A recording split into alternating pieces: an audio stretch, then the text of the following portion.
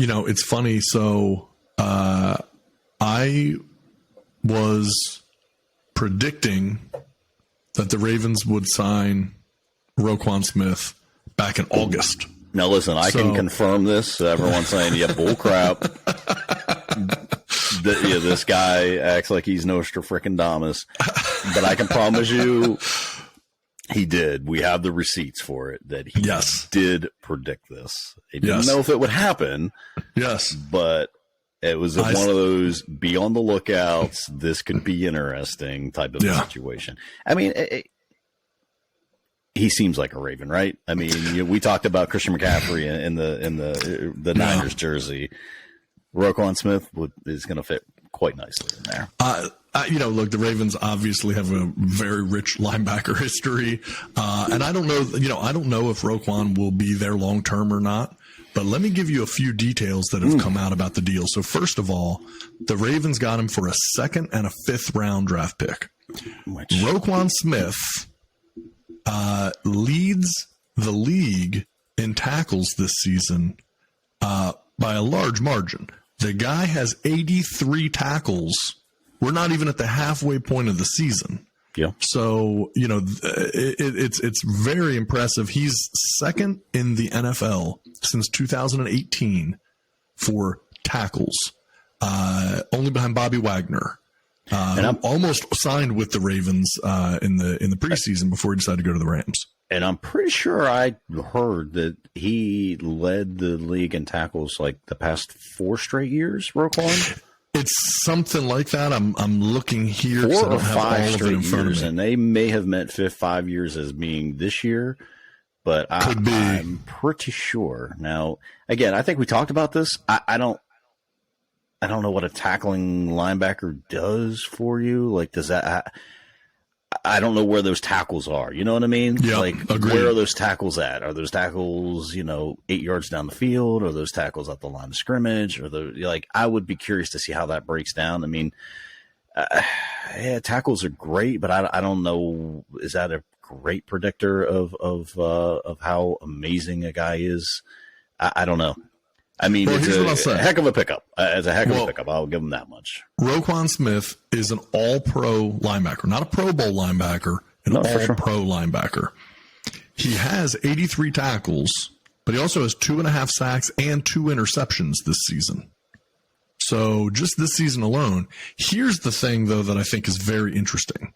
So when you look at what Roquan Smith was due to make this season, he is owed $5.4 million for the rest of the season. This is stupid. Now, I know where you're going to go with this. Go ahead. I'm sorry. Go ahead. He's owed $5.4 million for the rest of the season. Somehow, the Ravens got the Bears to pay $4.83 million of that. Yeah. The Ravens are paying Roquan Smith the league minimum of $575,000 to come in and play for them for the rest of the season. Like, I would say, you give up a 2nd and a 2nd and a 5th? 2nd and a 5th. And have to pay the full salary. To have to only pay $500, I would think. Okay, we're going to need your 1st and your 5th. if we're going to have to pay another $4 million on top of this. Yeah. I did not get that at all. I heard that and I had to. Did they just say they only have to pay $515,000 of this? How did they do this? Yeah. And I assume it was to get the 2nd round pick out of them. So does that mean there was no other suitors? Well, this is very early in the process, right? So, I mean, the trade deadline's tomorrow night. I do think things would heat up, and I'm guessing that that's why the Ravens just made the move to close the deal now, because, once word really got out on what might be out there, someone else could have outbid them. And the Bears probably just looked at it like a bird in the hand, right? We need to move the guy, and we want to build up this draft capital. But for the Ravens to be able to have, gotten Roquan Smith for a 2nd and a 5th, and not have to pay him. They paid him $575,000, the league minimum.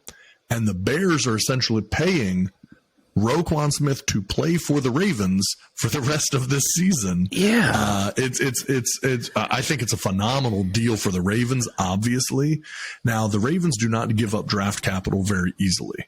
They historically, they build their teams through the draft. Yeah, I mean, literally, you guys had what?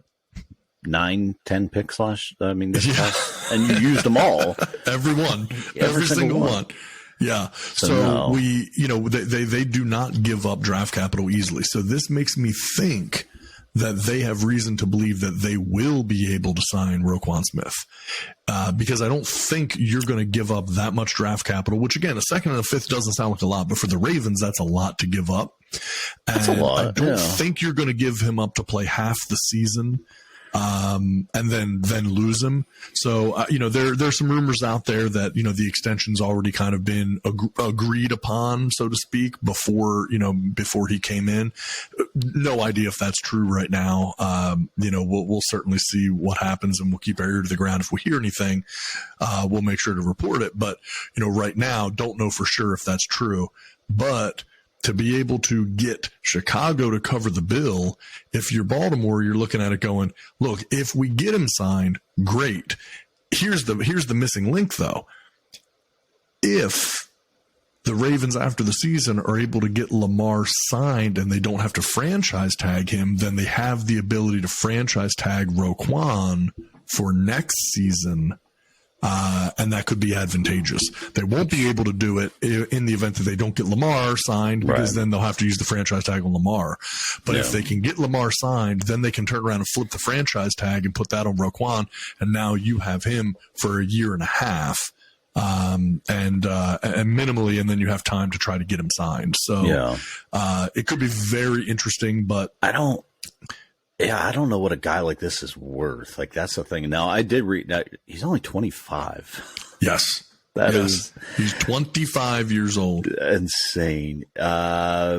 He became the first player since Ray Lewis to post 300 or more tackles and 30 or more tackles for losses during a 2-season span.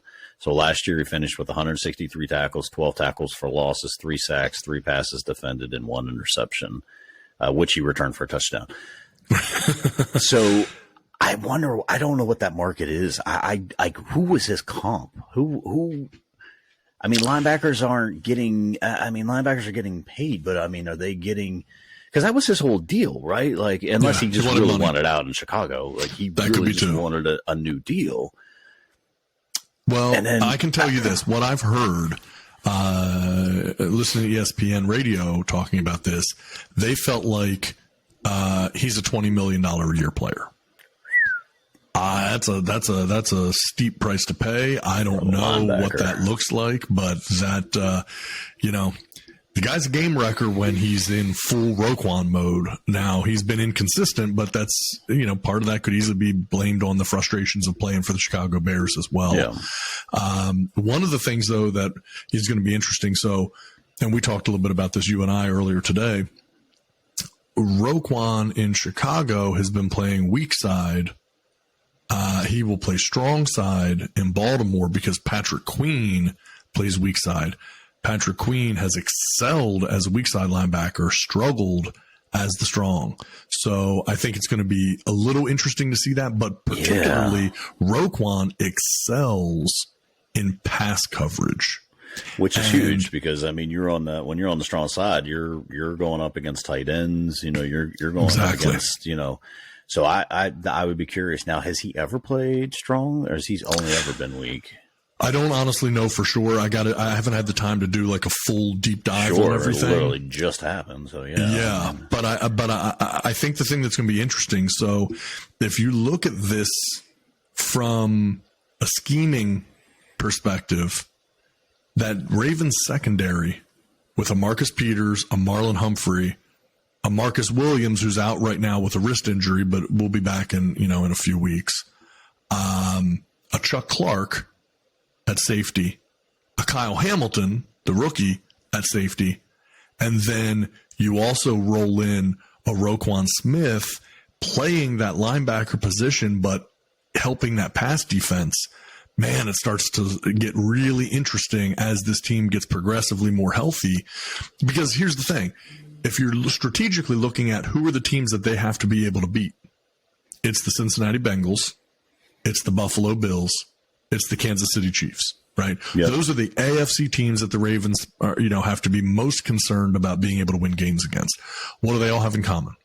Excellent quarterbacks, really, really good wide receivers. I mean, you got a Jamar Chase, you've got a Stephon Diggs, and obviously Travis Kelce and a series of receivers there in Kansas City. And so when you think, okay, what are Roquan's strengths? Speed, side to side, and great pass coverage. I mean, that's exactly what they need in that position. And so this is an all-in move by the Ravens to win this season, no matter what. And I think they see a window, and I think they see this as a potential missing piece for them that could really, again, change some of their scheming. And, my guess is if you're a Roquan Smith, you could be very invigorated by the idea of being able to come in and play for a contending team versus feeling like you're kind of wasting your career in Chicago and winning 3 games a year. So I'm Definitely very curious. I'm super excited about it. But yes, back in August, and I said at the time that I didn't necessarily think it was going to happen, particularly in the preseason, before the season. But I said I just, for whatever reason, felt like Roquan Smith is a player to keep your eye on coming to the Ravens back in mid-August. And I just think it's such a natural fit. I think the guy could be an absolute game wrecker. Yeah, and I think so too. I'm excited to see what happens. And, they just brought in Deshaun Jackson at wide receiver who hasn't played yet. And, I think this week he'll probably play for the first time. Rashad Bateman's out with a foot injury still, a few more weeks.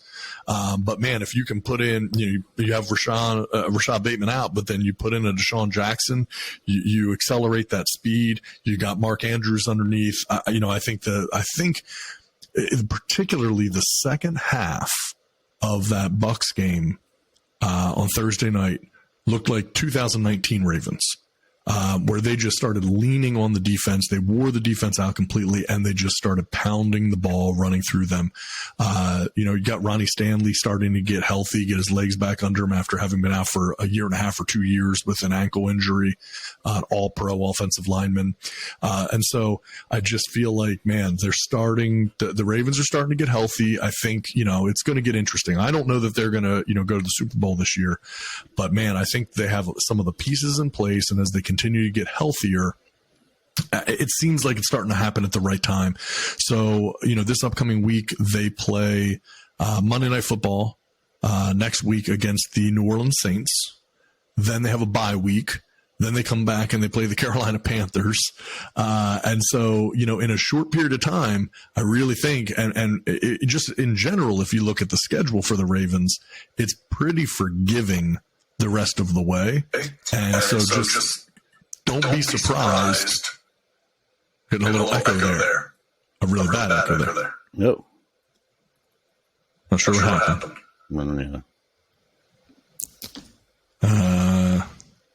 Okay, I think we're good now.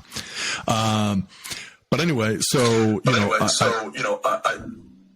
I think it's going to be interesting to see where we go with it. Yeah, I got a really bad echo there. There we go. Better?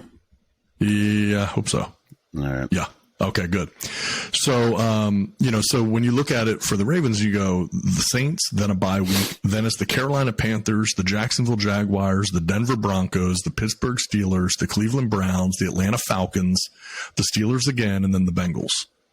So, I mean, they're in a position to win all but, who knows, maybe 1 or 2 games, the entire rest of the season. So it could get interesting and as they're getting healthy. So yeah, long story short, the Roquan move I think is going to be a big one.